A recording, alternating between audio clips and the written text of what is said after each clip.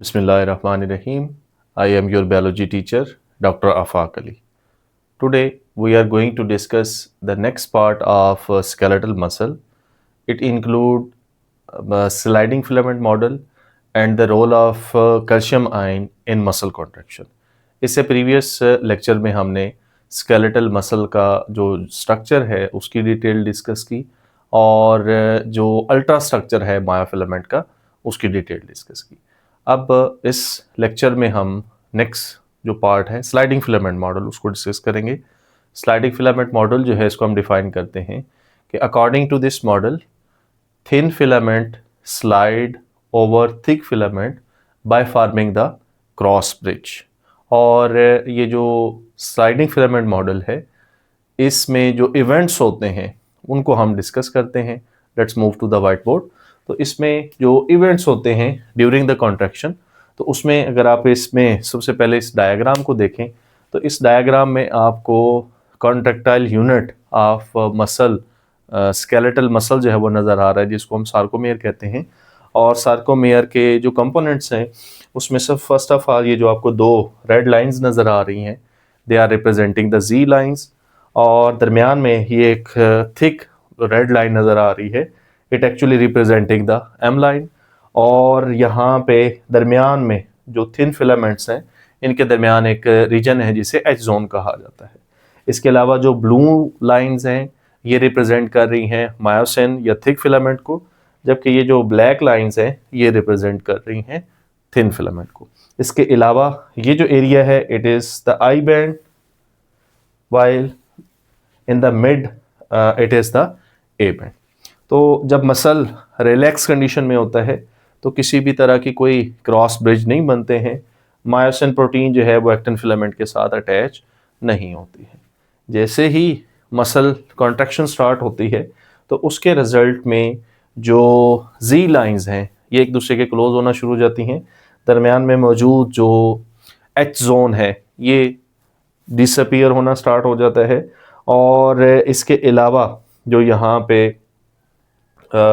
हमारे पास नेक्स्ट जो A band है उसकी लेंथ के ऊपर कोई यहाँ पे ये जो हमने एरिया या डायग्राम का जो पार्ट शो किया है ये तो इसमें तो इसके जो लेंथ है उसके अंदर कोई चेंज तो नहीं आती है, लेकिन जो आई बैंड है ये शॉर्टर जो है वो होने लग जाता है। तो जो नेक्स्ट डायग्राम है जिसमें आप देख सकते हैं कि जब फुली कॉन्ट्रैक्टेड कंडीशन होती है तो उसके रिजल्ट में क्या होता है कि फर्स्ट ऑफ ऑल जो जी लाइंस हैं दे बिकम क्लोज।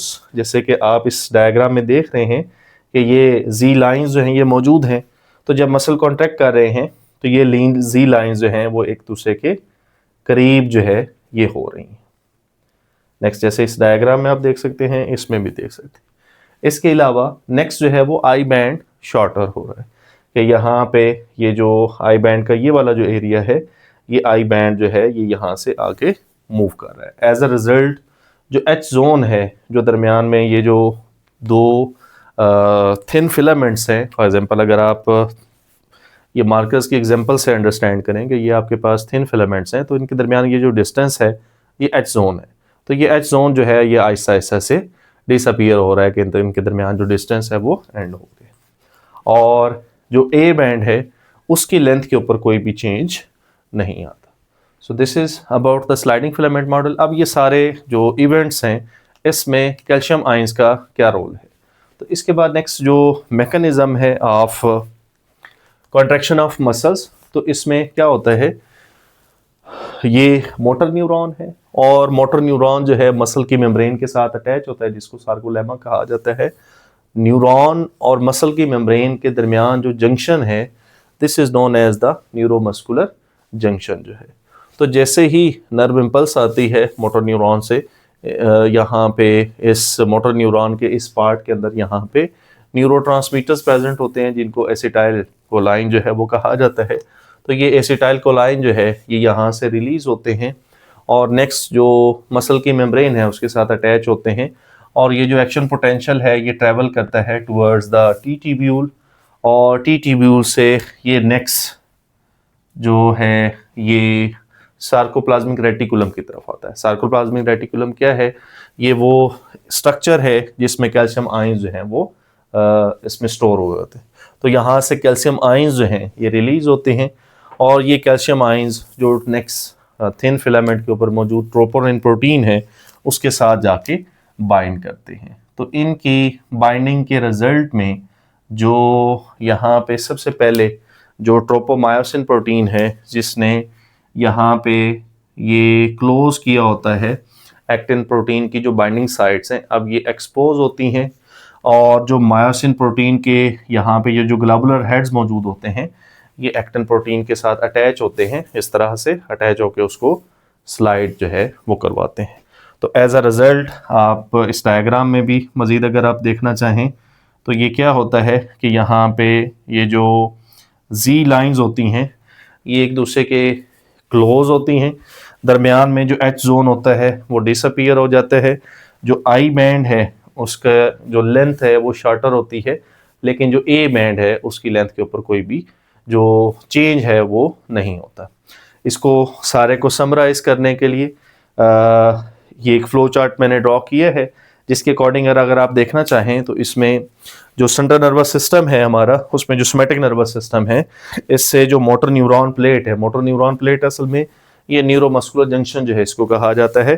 तो यहाँ से जैसे ही नर्व इम्पल्स आती है तो जो एसिटाइल कोलाइन है इनको रिलीज़ किया जाता है, ये सोडियम चैनल जो है उसको ओपन करते हैं और जो एक्शन पोटेंशियल है ये टी ट्यूब्यूल तक पहुँचता है। टी ट्यूब्यूल से नेक्स्ट जो कैल्शियम आइंस हैं, ये कैल्शियम आइन का जो चैनल है सार्कोप्लाज्मिक रेटिकुलम पर वो ओपन हो जाते हैं और उसके रिजल्ट में जो कैल्शियम है ये बाइंड करते हैं with the troponin protein. TNC जो पार्ट है यहाँ पे कैल्शियम आइन अटैच हो जाते हैं और इनके अटैच होने के रिजल्ट में जो ट्रोपोमायोसिन प्रोटीन है ये रिवर्स होती हैं और binding site of actin protein expose होती हैं और उसके रिजल्ट में क्रॉस ब्रिज साइक्लिंग जो है उसकी फॉर्मेशन जो है होती है। इसके बाद इसी जो टॉपिक है इससे रिलेटेड एक जो है अगर मज़ीद आप इस टॉपिक को समझना चाहते हैं तो वीडियो की डिस्क्रिप्शन के अंदर इस टॉपिक से रिलेटेड एक एनिमेशन जो है वो भी अटैच की गई है, आप वहाँ से भी इसको मज़ीद और एनिमेशन के ज़रिए इस टॉपिक को अंडरस्टैंड कर सकते हैं। Now let's next move to the exam questions. Exam question में सबसे पहला क्वेश्चन है which of the following false regarding the skeletal muscle. तो इसमें ऑप्शंस जो दिए गए हैं उसमें A band shorter, H zone narrow, I band shorter and G line closer. तो अभी हमने डिटेल डिस्कस की है यहाँ पे कि इसमें जितने भी इवेंट्स होते हैं उसमें एक ऐसा पार्ट है कि जिसकी लेंथ पे कोई चेंज नहीं आता तो वो हमारे पास ए बैंड कहलाता है। तो यहाँ पे जो राइट ऑप्शन है for this one is a alpha, A band shorter. तो ए बैंड की लेंथ पर कोई भी चेंज नहीं आता है। नेक्स्ट क्वेश्चन है skeletal muscle contain dark bands which are anisotropic are called. ये हमने इससे प्रीवियस लेक्चर के अंदर डिस्कस किया था। A band basically A stand for an isotropic जो है, तो इसका जो राइट आंसर है वो ऑप्शन ए है, ए बैंड। नेक्स्ट क्वेश्चन है question number 3 which of the following protein is not present in the thin filament. ये भी अगर आपको प्रीवियस वीडियो अगर आपने देखी है तो इस क्वेश्चन का आंसर आप बड़े इजीली जो है वो दे सकते हैं कि जो थिन फिलामेंट है उसमें 3 प्रोटीन्स होती हैं, एक्टिन, ट्रोपोमायोसिन और ट्रोपोनिन। तो यहाँ पे एक प्रोटीन जो है वो मायोसिन जो है वो सिर्फ और सिर्फ थिक फिलामेंट में होती है, थिन फिलामेंट में नहीं होती। So the right answer for this question is option B. Next है the deep infolding of muscle membrane is called. तो अभी हमने यहाँ पे डिस्कस भी किया है कि ये जो सार्कोप्लाज्मिक रेटिकुलम है ये नेक्स्ट आगे डीप डाउन इनफोल्डिंग्स बनाती है जिनको क्या कहा जाता है, T tubules. So the best response for this MCQ is T tubules. Next question है which of the following which ions is essential for the muscle contraction. अभी हमने डिस्कस किया है कि यहाँ से कौन से आइंस जो है वो रिलीज होते हैं जो आगे नेक्स्ट टीएनसी के साथ अटैच होते हैं। तो उसका जो राइट आंसर है वो है कैल्शियम आइंस जो कि मसल कॉन्ट्रैक्शन में इंपॉर्टेंट रोल प्ले करते हैं। नेक्स्ट क्वेश्चन है 2 proteins involve in the muscle contraction.